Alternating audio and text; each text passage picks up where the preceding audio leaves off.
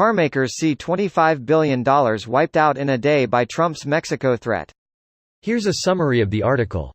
The automotive industry is bearing the brunt of trade war crossfire again as U.S. President Donald Trump threatens to slap tariffs of as much as 25% on goods from Mexico, a key production hub for carmakers from Mazda to General Motors. Mexico is the largest source of U.S. vehicle and auto parts imports, meaning tariffs would increase costs for virtually every major manufacturer. In late-night tweets on Thursday, Trump warned tariffs would start at 5% on June 10 and increase to 25% on October 1 unless Mexico stops immigrants from entering the U.S. illegally. Canada's Magna International, which has 32 facilities and more than 29,000 employees in Mexico, slumped as much as 5.8% in Toronto. Autoliv Inc., which has more than 14,000 employees in Mexico making steering wheels, seat belts and airbags, dropped as much as 7.8% in Stockholm. The tariffs would also impact South Korean automakers that make cars in Mexico. Kia exports about 80% to 90% of the 300,000 vehicles it makes a year at its Mexico plant to the U.S., according to SK Securities analyst Kwon Soon Woo. This post received a score of 8,815, with an upvote ratio of 93%. Here are the top comments in response to this article. So you want Mexico to reduce the number of people leaving by threatening an industry that employs hundreds of Mexicans? Really? Edit, this blew up so I'ma make it real simple for y'all rather than replying individually. It's profitable for North America to keep Central America a hellhole. Making Central America a hellhole has the obvious side effect of people wanting out.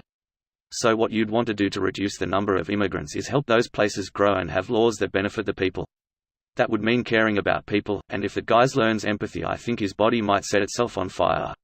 Hundreds? Try hundreds of thousands. In 2017, the Mexican automotive industry employed 839,571 workers both for the assembly of vehicles and for the production of auto parts.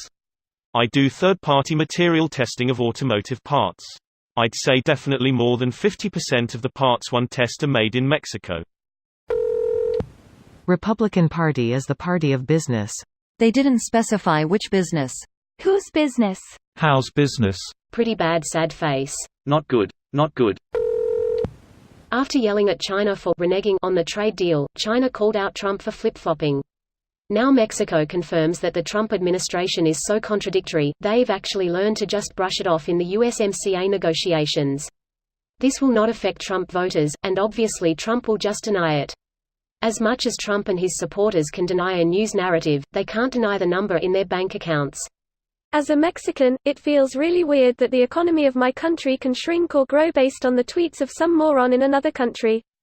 It's kinda surreal, but it's the effect of globalization. This is the exact reason China kept heavy tariffs on specific goods from the US. They were afraid of this situation. Where if instead of developing an Alibaba, or a WeChat for social media, e-commerce, and payments, they'd instead would have to depend on Facebook, Amazon, and Visa for their economy.